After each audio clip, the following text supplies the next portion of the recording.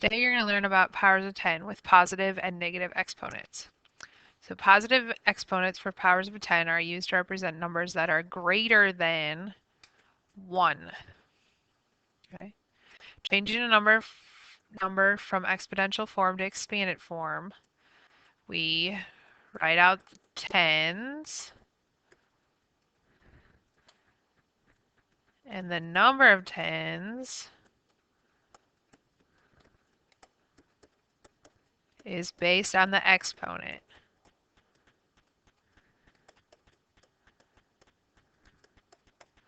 You might have to pause the video so students can write. Changing a number from exponential form to answer form, we write the number 1, then add zeros for exponent. Okay, you might have to pause the video so students can write. Okay, let's look at the examples. 10 to the third. If I want to write it in expanded form, I want 3 tens, because that's my exponent. If I want it in answer form, I write a 1, and then I write 3 zeros. And if you had put that in your calculator, that would be the same thing. Okay, 10 to the 6th. 10 times 10 times 10 times 10 times 10 times 10. Okay, or a 1, and then add your zeros for your exponent, so 6 zeros. Okay, please try 10 squared and 10 to the 5th. Please pause the video so students can try those too. Check your answers with mine. 10 squared would be 10 times 10, or 100.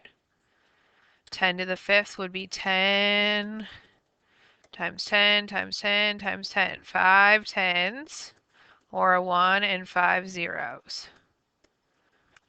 Please pause the video. Students, please fill in the chart below.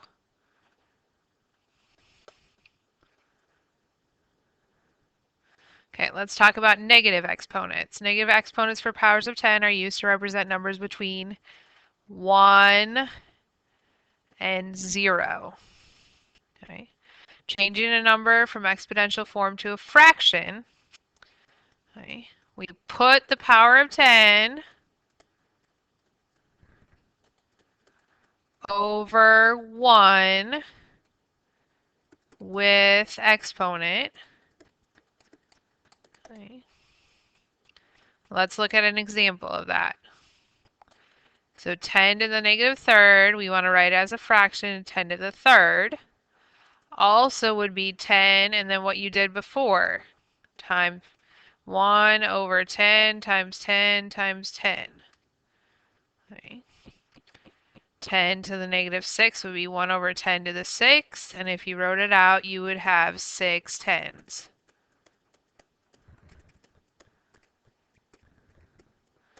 Okay. These would also be 1 over 1,000 and 1 over 100, no, 1 million.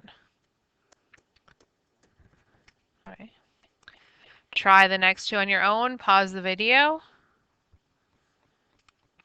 Okay, another way to write with negatives is to write it as a decimal. Okay, so to write it as a decimal, we write a decimal point